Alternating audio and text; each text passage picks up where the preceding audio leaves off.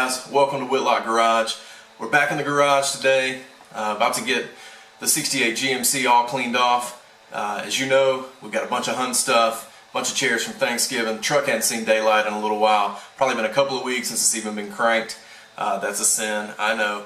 But we're going to get it cleaned off today, get it out of the garage, let it get a little sunshine.